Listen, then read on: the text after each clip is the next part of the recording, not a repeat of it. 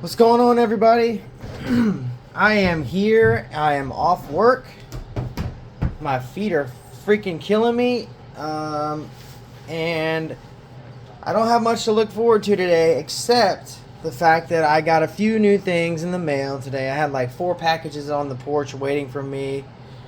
So, let me turn this off because the HVAC unit makes a lot of noise right here. There we go.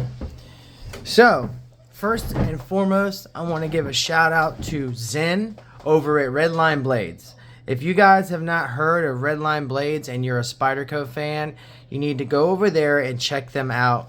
Here is his business card. His partner's name is Dan, and there are 2 guys who are just want to build a brand. You know what I mean? And they carry lots of Spyderco knives as well as other knives, but they focus on Spyderco right now. There's the card. Look at that. You get a hand written card. There is their QR code if you want to pause and scan that.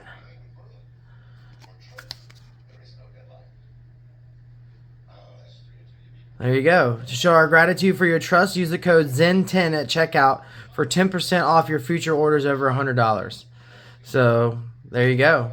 I mean, not many Spydercos are under $100 anyway, unless you're grabbing something like a Factory Seconds or something smaller, which they carry a lot of Factory Seconds as well.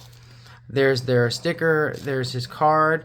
Thank you so much, Zen. I want to tell you that I bought this knife here, and he asked me, he said, hey, I saw that you were interested in the cat's eye sharpening rod. It's a cubic boron nitride rod, which is a Factory Seconds, which means it didn't pass QC for some reason. Probably just due to these marks right here. If anything's wrong on any Spyderco products to where it's like visual, they're gonna put it in the seconds pile, and then it gets sold at their second sale once a year in November. But this is a diamond-like abrasive. It's called cubic boron nitride. It is second to only diamond, and it is great. Look at the shape of it. They call it the cat's eye because it's got that shape. So I can sharpen serrations with this. I can use it as a regular hone, but it's made to sit in the Spyderco. What do you call that? The Spyderco Sharp Maker, the triangle system. And then this is the ultra fine stone that goes in it. But I needed something with a little more meat on the bones to take off a little more material and to do curved blades, hawkbill blades, and serrations. So he threw this in as a thank you for free. So Zen, thank you so much. I really appreciate it. And I told you that I would mention you and your company, you and Dan's company, on my videos, and I am a man of my word. So head on over to Redline Blades, tell them Patrick sent you, and use that code ZEN10 over your orders of $100 off. And you'll get 10% off for your, you'll get 10% off of your orders over 100, not $100 off. This is how he packages the knife. He sent me, I'm sure he does this, maybe does this with all, maybe, I don't know. These are nice, authentic sauces. They're Cuban sauces, I think. Not Cuban. What am I thinking? Maybe so. I don't know. Colombia. Duh. I'm a fucking idiot. Sorry. Colombia. They're Colombian sauces. And I've had this one before, but not this one. So I'm excited. I love me some hot sauce. And then the piece that I got from him is this. And you're like, well, what the hell? What the hell is that? It's just a damn blade with no handles. That's exactly what it is. It's a Spyderco mule. And the whole purpose of the mule series is to get unobtainable steals for most people, for collectors and enthusiasts alike, to get their hands on steals that you couldn't otherwise get your hands on, or if you don't want to buy a production or sprint run model of a folding knife, you can get these for very cheap. Well, not very cheap, but pretty inexpensive. These were only, I think, 85 bucks. But the catch is you have to buy them from Spyderco on their website traditionally. But this was a factory seconds. All Spydercos are marked. Most of them. I've seen a few of them slip by the cracks. But all Spydercos are marked. You see that little notch right there? Let me see if I can get you guys in there closer. That little notch right there indicates that it is a Spyderco factory seconds, and they notch all of their blades like that to let you know that it is such. But what that means is that there was some type of cosmetic issue, and right off the bat I can see what it was. That hole there, it looks like the drilling mechanism or whatever happened. It just slightly punched that one out a little bit too different, and that was enough for them to say, hey, finish the knife but throw it in the seconds pile. But what's special about this one is this one is made out of CPM Rec 76, which is, if you're not aware of Rec 76, it is a super high wear resistance steel, tool steel. And super high hardness. We're talking about 68 to 71 HRC on these things. They don't play around with the hardness on this. And to top it all off, this one in particular is made in the Taichung factory. And if anybody knows anything about Spydercos, and you know, right? Taichung makes the best models, in my opinion. I don't know. It's hard to say. It's in between them and Seki City. But they make some of the most unique ones, that's for sure. They do all the titanium frame locks and stuff like that. So, but they're a great factory over there. If I had to rate it, it'd be hard for me, but I'd probably go Taiwan, Seki City, Golden, Colorado. That's how I would do it. But this steel is absolutely ridiculous. It is super hard and a crazy wear resistant steel, and I'm really happy to have it. And like I said, they're normally factory direct. You have to go straight to Spyderco's website and get them. But Zen and Dan, they get stuff at their seconds. They buy stuff for the second sale and sell it on the website. And that's totally okay. They can do that.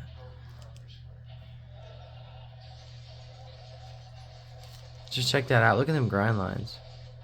I do have a set of handles for this, and a sheath actually, but it's already on another mule. So what I think I'm going to do is I've always wanted to just do like a bare minimum mule.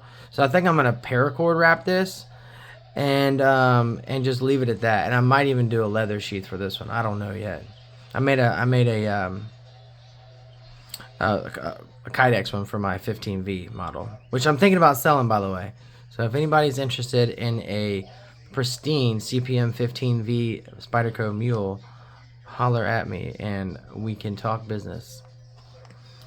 Alright, well that's one. That one's probably the coolest thing I've gotten today. Yeah, no, it definitely is. Because I'm a steel nerd. I love crazy steels. And this stuff is going to hold its edge like it's nobody's business. Again, go over there, check out Redline Blades. Alright, and for number 2, I found something really cool. Let's see if I can get you guys down here. I brought this in for scale. I found a new in-box Swiss Buck Taskmate 2. Basically, it is buck knives version of a Swiss Army knife, but was still made by Wenger, which is made in Switzerland like the other Swiss Army knives. So they didn't have anything to do with it other than the designing, I'm guessing. I'm really not sure. If anybody knows more about these, let me know. This is the packaging. Swiss buck knives, but manufactured by Wenger in Switzerland. Sorry, I said Sweden. In Switzerland. So that's pretty cool. It had the original pamphlet in here telling you about the limited lifetime warranty. There's a word from Al Buck, and then it has the old school, like asking. It's basically a survey asking you about your occupation, how much your median, your annual family income is, all that stuff. They did that like on a lot of stuff back then. And then they have the product registration card that you can send in. I actually haven't looked at this part, so I'm reading it for the first time with you guys. Please complete and return within 10 days. Well, I'm about 20 years too late, I guess. Something like that. It's got to be at least that old. I don't know. I'm thinking so because I've never seen one. And just the way this is worded and the font and how they did stuff, it looks to be like at least from the early 2000s, maybe the 90s. I'm not sure. But look at it out. Check it out. It's like, it's in pristine condition. Never been used. And it's got a really unique tool set. So we'll start off on the back, which is not normally my favorite. I don't normally like back-mounted screwdrivers, but that's like almost how all the Swiss Army knives are. So it's either get with it or get lost, right? I mean, that's how they do. I think there's a few models that have them on the front. I have one that does have it on the front where it comes out that way, so you don't have to hold it like a T-handle. But in some instances, a T-handle is more advantageous. So it's always nice to have. You have a reamer on this side. It doesn't appear, I was looking at this earlier, it tapers down that way, but it doesn't have an edge on it like my other reamer does. So there's like 3 different kinds of reamers that Swiss Army knife does. There's this kind, which is like an all type, I guess. It has an edge, and that will absolutely cut if you're going like that. And then there's another one that has the hole through it, which I have back there. It's on the Swiss Champ. And then there's this one, which I've never seen before, which almost just looks like a punch, really. So I'm probably going to throw an edge on this side so I can, you know, get it to cut into wood easily. I'm sure it will. For those Swiss Army knife guys, it is not a 91 millimeter. I measured it earlier. It's 84 millimeters. So it's more in line with the 84 millimeter models. This is the Alox 91 millimeter Farmer 7. Where's how you get that thing out of there? And the reason I got this one is because it has a really cool blade. Check that out. It's got a hawkbill blade. And I'm a fan of hawkbill blades. And they're incredibly useful. If you just drag this through cardboard, it's just gonna tear right through it. Anything really that you put in front of this hook will grab and go through, as long as your blade's sharp, like, you know. But I thought that was neat, and I wanted something a little bit thinner than my Swiss Champ. The Swiss Champ is like that. It's a thick boy. I opened up my packages today with this. This was a gift from Eric, so thank you, Eric. And by the way, you put a screaming edge on this thing. I want to applaud you on that. Normally, people can't match my level of sharpness, but in this instance, you did. It's ridiculous. There's no secondary bevel, so it's just this bevel comes down to a 0 edge, and it is wicked sharp. It's tiny, but it's wicked sharp. If I went like this and pushed down and cut through, it'd probably cut through like 10 or 12 pieces of paper easy. All right, back to this. So for some of the unique tool sets it has, it's got this, which is the bottle opener or cap lifter / can opener. But what I noticed is on this one, they actually did a grind on, this is an actual belt. Well, I don't know if they did it with a belt, probably not, but this is an actually beveled can opener. It has a nice grind on it that's different, well, going in a different direction than the rest of the other grinds. So what that does is it gives you a nice contrast in the edge from this side to that side. It makes it a little bit thinner, easier to cut through tin cans. This is not unique, but it has, sorry, that's not a cap lifter. This is just a can opener. I guess you could use it like that. This is your cap lifter. and then your wire stripping notch. It just says patent right there. It doesn't say anything else. It just says patent. Weirdly enough, this knife has 2 blades. That's not the weird part. The weird part is that they are both clip points. I'm not sure why they did that. There's the small one, and there's the large one. That's what the tang stamp looks like. Matter of fact, I could probably look up that tang stamp and see exactly when this was manufactured.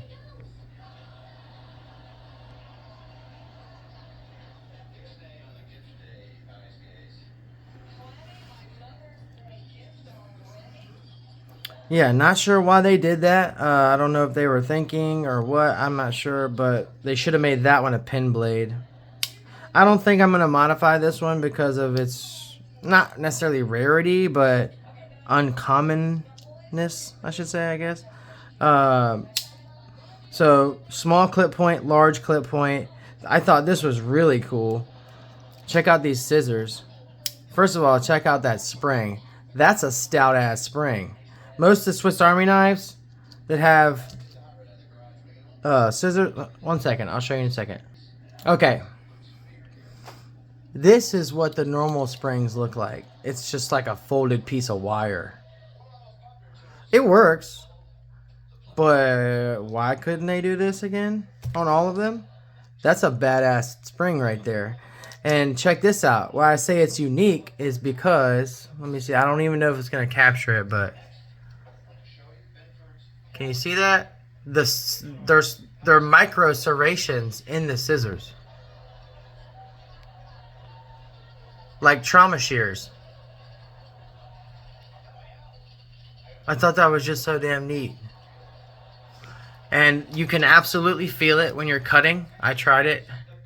But because of that, I tried this on a piece of paracord versus this on a piece of paracord.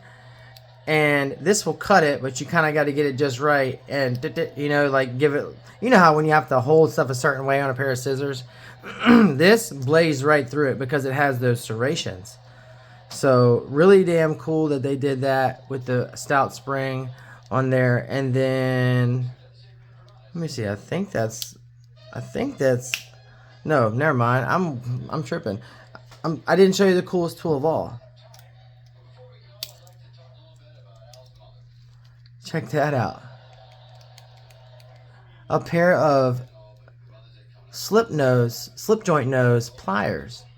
So they are not uncommon to have pliers, especially in the Swiss champs.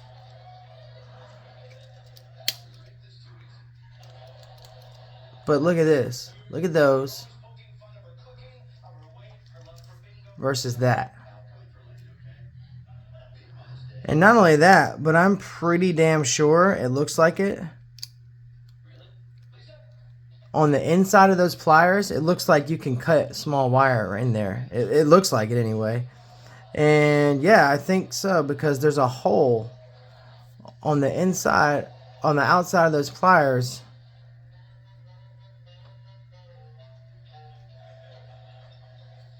Yeah, what else would that be for? So it looks like you can cut wire on in the middle of the pliers and then on that through that hole too. I'm going to do some more research on these to figure out exactly what it is. But again, it has these the stout ass spring on here. And what's really cool is you can slide it out and get a better grip on something. You can actually open it up quite large. And initially I got this because I was going to tear this apart to make a 91 millimeter or to get some better tools for my custom that I'm making over here. It's off camera right now. I've showed it in other videos. It's right here. It's a custom Swiss Army knife that I'm making with a dragonfly blade. But originally that's what I got it for, was to add some really cool tools to it. But I'm not going to rip this apart now because for one, it's not going to fit. This is a 84 millimeter and that's a 91 millimeter. Now I could probably get them to fit with some more modification, but honestly I just like the way this is. To me it's a perfect multi-tool. One thing I would like to see on it is a file of some sort, but they didn't do that, and that's fine I guess because it doesn't necessarily need it. Like this one has the fish scaler and ruler, which is always next to the thingy that I'm talking about. The saw. Sorry, the file. So it would have been nice if they added a file on here. It didn't even have to be a full-size file like this. And you can actually use this part as a metal saw. You can saw through metal with this. And it works. I've done it with screws. It works perfect. I got this one secondhand on eBay, actually. 'Cause these go for like 120 bucks now, the Swiss Champs. And I got this for like $30 or 20-something dollars. I absolutely stole the thing for the price that I got it for. It's got a magnifying glass too. But it's a little unwieldy sometimes. You don't necessarily want, 6 ounces of tool in your pocket. And that's fine. You can put that in your bag or whatever. But this is like a mixture between these two. As a matter of fact, it's about half the width of a Swiss Champ. Yeah, it is half the width of it. But you get those really cool pliers, the really cool scissors, cap lifter, can opener, Phillips head, and reamer. And I'm sure there's some other things on here that you could use as well. Well, the knives, of course, but I'll have to look it up because I thought for sure that they were going to talk about the tools that were in here, but they didn't mention it at all. So, whatevs.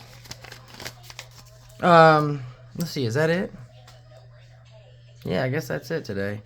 But yeah, I wanted to show you guys this. It's super damn cool. I looked it up, and there actually is a guy on YouTube who has some. I don't know if they're new in box or not. I mean, sorry, I said YouTube. There's a guy on eBay who has some, and I don't know if they're new in box or not. But go ahead and give him a visit. Just type in Swiss Buck or something like that, or taskmate, and they'll come up. I think because I saw them briefly when I was trying to find stuff out about these. But I mean, I just thought that was neat. I don't know exactly how old it is, but it's pretty old, and it's cool that it's still new in the box, and now I have it. So I'm probably going to delete this. I don't like this little chain right here. I mean, it's not going to be a keychain tool. It's a little too big for that. Oh, I never mentioned. So normally, I got the tools out on this one right now because I'm getting ready to mail it off to Swiss Army Knife. I need them to fix a couple springs on this. But normally your micro tools are this way on the outside, and you can see them. So there's a ballpoint pen, a pair of tweezers, and then a pair of a toothpick. I made a metal one for that too, by the way. But this one, I was like, damn, it sucks it doesn't have it. Well, it does. It's on the end, on the inside of the scales.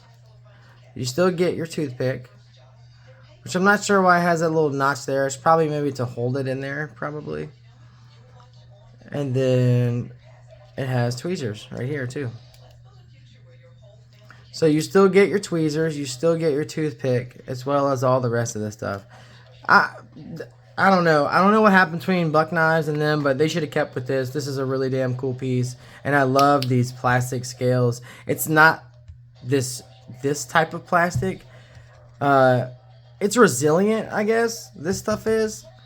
And that's good for these type of tools because they get absolutely banged around and thrown around. But they just feel kind of chintzy, kind of cheap. These feel much more substantial, almost like G10, but they don't have the texturing of G10, if that makes sense. You can definitely tell it's a lot more sturdy, and it has a lot more presence to it. And then it also has, this milling in it, these designs, which is actually cut out into the scale. So they give you some grip instead of just slick Delrin type plastic. It might even be a type of Delrin, honestly. But yeah, man, that's it for today. I hope you guys stuck with me. It's been like 24 minutes. So I hope you stuck with me. I really appreciate everybody watching.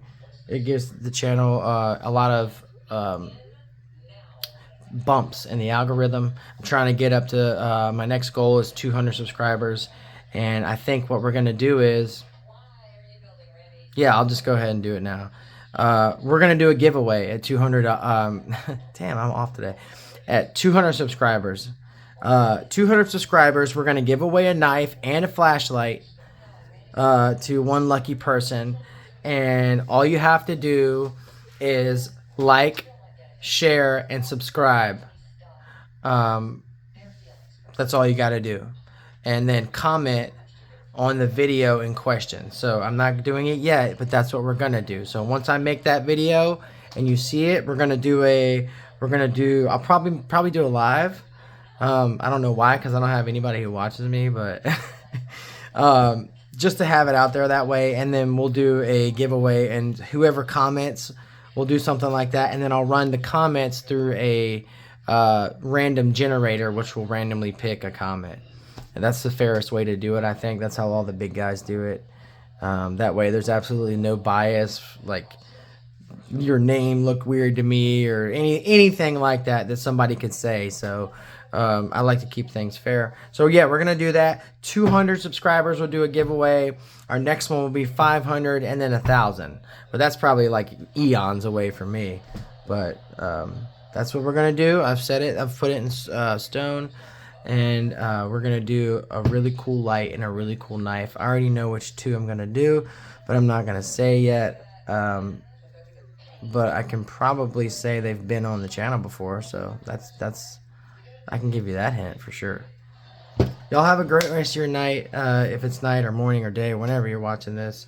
Have a good morning if you're just waking up, and I'll see you guys in the next one. Bye.